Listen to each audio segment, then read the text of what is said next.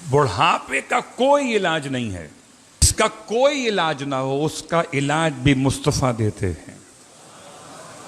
ہر روز صبح کی نماز کے بعد 10 مرتبہ یہ ذکر پڑھو کہ اس کے ذریعے سے کہ تم آخری سانس تک اندھے نہیں ہوگے، اس کے ذریعے سے اللہ تمہیں عافیت عطا کرے گا کہ پاگل نہیں ہوگے۔ بڑھاپے میں دماغ سٹیا جاتا ہے، اس سٹیانے کو میں نے کہا پاگل بن۔ بھول جاتے ہیں نا بار بار بات کر کے، اللہ اکبر، جنون نہیں ہوگا۔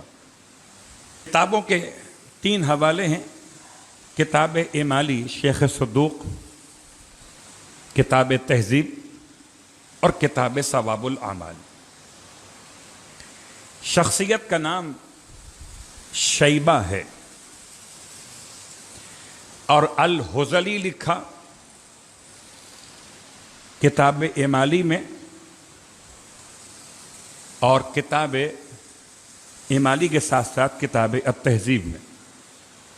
شیبہ الحزلی نام ہے، البتہ کتاب ثواب الاعمال میں اس کا نام الگ ہے، وہ ہے قصیبہ،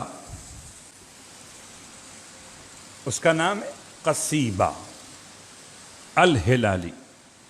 اس کے باپ کا نام بھی دیا ہوا ہے، باپ کا نام مخارق ہے، قصیبۃ بن مخارق الہلالی۔ یہ نام پہ اتنی بحث تو اہل علم کے لیے بیان کی میں نے۔ واقعہ کیا ہے اپنے جوان دوستوں کے لیے؟ فرماتے ہیں امام محمد باقر علیہ السلام، اللہم صلی اللہ،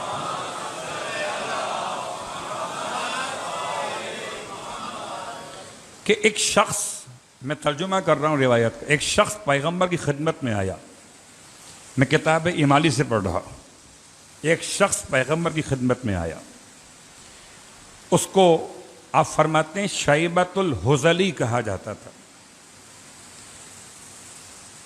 اور کہنے لگا یا رسول اللہ، اے اللہ کے رسول، میں بوڑھا ہو گیا، انی شیخ۔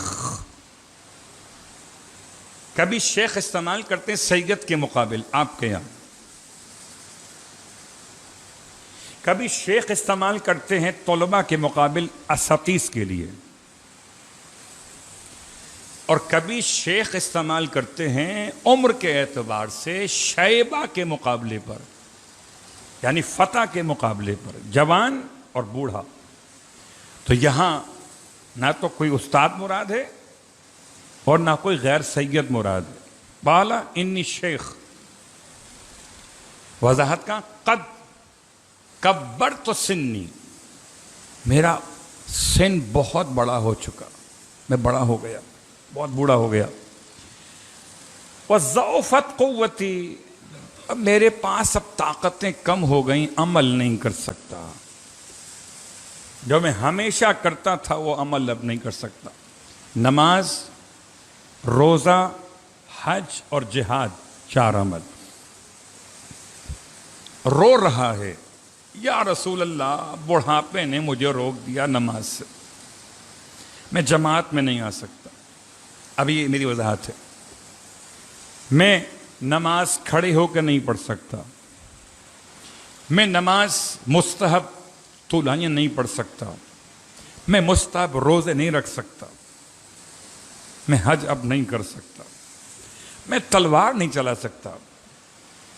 رو رہا ہے، اس کے کلام کو سن کر وہ کہتا ہے یا رسول اللہ، مجھے تعلیم فرمائے کوئی ایسا وظیفہ، ایسا کلام جس کے ذریعے اللہ مجھے نفع عطا فرما دے اور میرے لیے اس کا پڑھنا بھی آسان ہو۔ مستحبات میں نماز اور روزہ، حج اور جہاد۔ اللہ کے رسول فرماتے ہیں دوبارہ کہو، یہاں تک کہ آپ نے شیبہ سے یا قصیبہ سے 3 مرتبہ جملہ کہلوایا، 3 مرتبہ اس نے اپنے درد دل کو روتے ہوئے بیان کیا۔ شاید یہ میرے بیان کرنے کا انداز الگ ہے، کبھی سوچئے گا کتنا دل دکھتا ہے جب آپ کو نہیں کر پاتے جو کرتے تھے. آج میں نماز شب نہیں پڑھ پایا, کمر میں تکلیف تھی, بڑا افسوس ہو رہا ہے. آج میں صدقہ نہیں دے پایا, جیب خالی تھی, بڑا افسوس ہو رہا. اس کیفیت میں اس کے الفاظ کو پیغمبر نے 3 دفعہ ریپیٹ کروایا. پھر فرمایا کہ تیرے اطراف میں درخت, یہاں تک کہ ریت کے ذرات سب کے سب تیری آواز کو سن کے رو رہے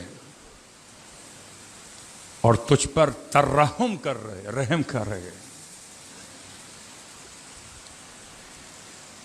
آپ فرماتے پس سن اے شیبہ, اے قصیبہ, سن.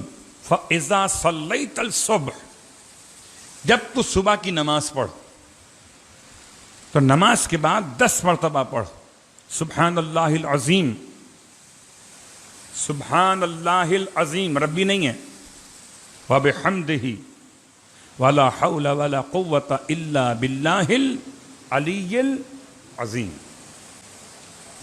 سبحان اللہ العظیم وبحمدہ, ربی نہیں ہے. پورا ذکر وہی رکوع والا مگر لفظ رب کے بغیر.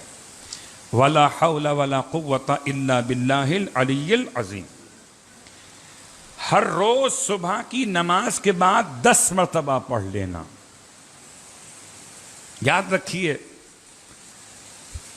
پرابلم کیا ہے؟ بڑھاپا. اور اللہ کے رسول کی روایت میں بڑھاپا ایک بیماری ہے, یہ روایت ہے. شیعہ سنی منابع کے لحاظ سے بیان کر رہا ہوں, یہ روایت ہے کہ بڑھاپا ایک بیماری ہے. بڑھاپا ایک بیماری ہے. اب بزرگوں سے جو سنا تھا کہ بڑھاپا برا آپا, یہ بڑھاپا نہیں ہے, یہ جسم کا برا وقت ہے, برا آپا. ایسے ہی سوچئے الفاظ پیغمبر کے, بڑھاپے کا کوئی علاج نہیں ہے. جس کا کوئی علاج نہ ہو اس کا علاج بھی مصطفیٰ دیتے ہیں.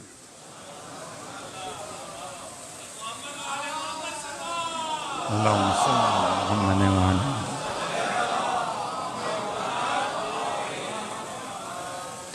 ہر روز صبح کی نماز کے بعد 10 مرتبہ یہ ذکر پڑھو. ذکر کے 2 پارٹ ہیں, سبحان اللہ العظیم وبحمدہ ولا حول ولا قوت الا باللہ العلی العظیم. اس کا فائدہ کیا ہوگا؟ بس اللہ تمہارے لیے عافیت عطا کرے گا اس کے ذریعے سے کہ تم آخری سانس تک اندھے نہیں ہوگے. ڈر لگتا ہے نا اندھے پن سے, اندھے نہیں ہوگے. اس کے ذریعے سے اللہ تمہیں عافیت عطا کرے گا کہ پاگل نہیں ہوگے. بڑھاپے میں دماغ سٹیا جاتا ہے, اس سٹیانے کو میں نے کہا پاگل بن. بھول جاتے ہیں نا بار بار بات کر کے. اللہ اکبر, جنون نہیں ہوگا. اس ذکر کی برکت سے خدا تمہیں محفوظ رکھے گا ایسے مرض سے جس کو جذام کہتے ہیں. جذام ایسا مرض کہ جو پھیلتا ہے, جسم کا خاص مرض ہے, جلدی بیماری ہے, اور اس کے قریب انسان پھر جا نہیں سکتا جس کو یہ ہو جائے. تفصیل کا وقت نہیں ہے. پھر فرمائے اس ذکر کی برکت سے خدا تمہیں غربت سے محفوظ رکھے گا. بڑھاپے میں اولاد کے مجبور نہیں ہو جاؤ گے کہ اولاد رحم کھا کر کچھ دے تو تمہاری جیب میں کچھ سہولت پیدا ہو, کچھ کر سکو. والفقر. اور آخری جملہ عجیب ہے, فرمائے ذکر کی برکت سے خدا تمہیں شدید بڑھاپے سے بچا لے گا. والحرم. صلوات پڑھے محمد والے محمد.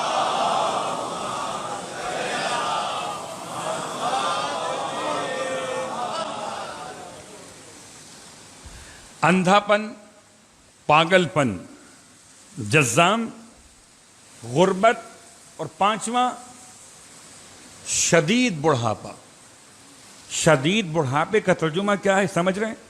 ہڈیوں کا پنجرا، ہڈیوں کا پنجرا جو بجائے پلنگ کے گہوارے میں آ جائے، ایسا ہڈیوں کا پنجرا کہ اپنے وجود پہ کھڑا بھی نہ ہو سکے،